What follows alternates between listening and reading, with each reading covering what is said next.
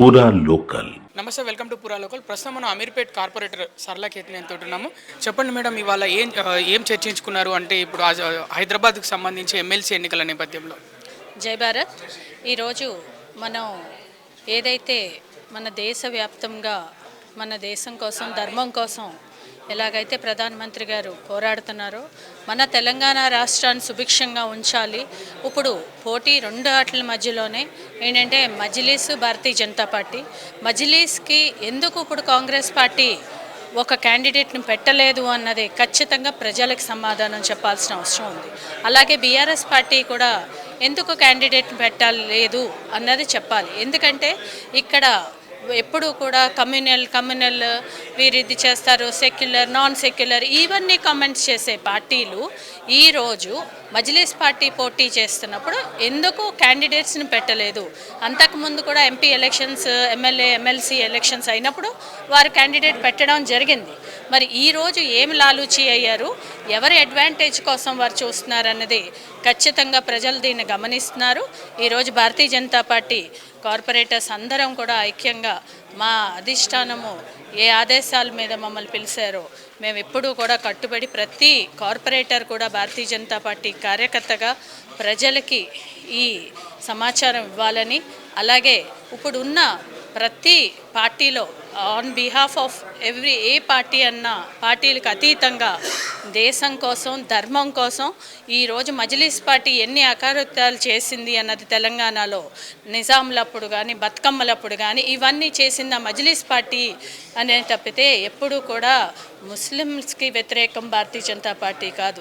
Razakar moment ఎవరు చేశారు, ఏ party నుంచి వచ్చిందని మా పెద్దలు కూడా మాకు అందరికీ కూడా మీడియా వారికి కూడా చెప్పడం జరిగింది. అదే పందాలో మేమందరం కూడా ముందుకు వెళ్తాము. ప్రజల్ని, ఇప్పుడున్న కార్పొరేటర్స్ని మేమందరం కూడా అభ్యర్థిస్తున్నాము. అన్ని పార్టీలకు అతీతంగా మన దేశం కోసం, మన రాష్ట్రం రక్షించుకోవడానికి, అలాగే ఈ జీహెచ్ఎంసీ కార్పొరేషన్ ఏదైతే అంతకుముందు బీఆర్ఎస్ వాళ్ళు ఉన్నారో, ఇప్పుడు కాంగ్రెస్ వాళ్ళు ఉన్నారో, ప్రతి ప్రజలు ట్యాక్సులు కట్టి ఈరోజు మౌలిక సదుపాయాలు కూడా ఇవ్వలేకపోవడం ఎంత ఫెయిలియర్ అయ్యారు. ఇవాళ అదే మజ్లిస్ పార్టీ క్యాండిడేట్కి ఈ రెండు పార్టీలు సపోర్ట్ చేయడం అన్నది గమనార్హం. ఖచ్చితంగా ప్రజలు గమనిస్తున్నారు. ఒకటే విన్నపం, భారతీయ జనతా పార్టీ తరపున ఒక అమీర్పేట్ కార్పొరేటర్గా మేము అందరినీ కోరేది ఏంటంటే, మనం ఈరోజు మజ్లిస్ చేసే అకాకృతి, ఎందుకంటే డెవలప్మెంట్ అన్నది ఎక్కడా కూడా హైదరాబాద్లో లేదు. ఈ రోజు కూడా రోడ్ ఎక్స్టెన్షన్ లేదు, ఏమీ లేవు.